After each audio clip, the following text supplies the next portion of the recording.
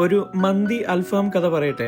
ലീവുള്ള ഒരു ദിവസം ഒന്നും ചെയ്യാനില്ലാതെ ബോറടിച്ച് പണ്ടാരടങ്ങി ഒരു ആപ്പിളും കഴിച്ചുകൊണ്ട് വിദൂരതയിലേക്ക് നോക്കി നിൽക്കുകയാണ് നമ്മുടെ നായകൻ. ഒരു ആപ്പിൾ കഴിച്ചതുകൊണ്ടോ പുറത്തേക്ക് നോക്കി നിന്നതുകൊണ്ടോ പാട്ട് കേട്ടതുകൊണ്ടോ ഒന്നും ബോറടിക്ക് മാറ്റമൊന്നും ഇല്ലാന്ന് തിരിച്ചറിഞ്ഞവൻ വർഷങ്ങളായിട്ട് പെട്ടിക്കകത്താക്കി കലവറയിൽ സൂക്ഷിച്ചിരുന്ന അവന്റെ ആയുധങ്ങളെ പുറത്തെടുക്കാൻ തീരുമാനിച്ചു. നാഗവല്ലിയുടെ ആഭരണങ്ങളൊക്കെ കാണണ്ടേ? മുല്ലമുട്ടുമാല, മാങ്ങാമാല, മേക്കാമോതിരം, കാശുമാല, നെറ്റിച്ചുട്ടി.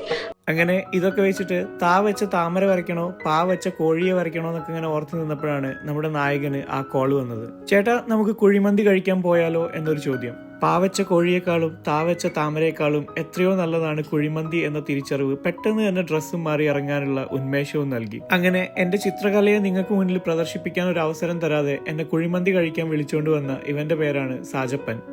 കുഴിമന്തിയും അൽഫാമും മൊഹിറ്റോയും ജ്യൂസും ഒക്കെ കഴിച്ച ശേഷം അവനോടുള്ള നന്ദിയും കടപ്പാടും അറിയിച്ചുകൊണ്ട് ഞാൻ തിരിച്ചു പോന്നു. അപ്പോ അടുത്ത വീഡിയോയിൽ കാണാം. സ്വയം പിരിഞ്ഞു പോയില്ലെങ്കിൽ ഞാൻ ആകാശത്തേക്ക് വെടിവെക്കും.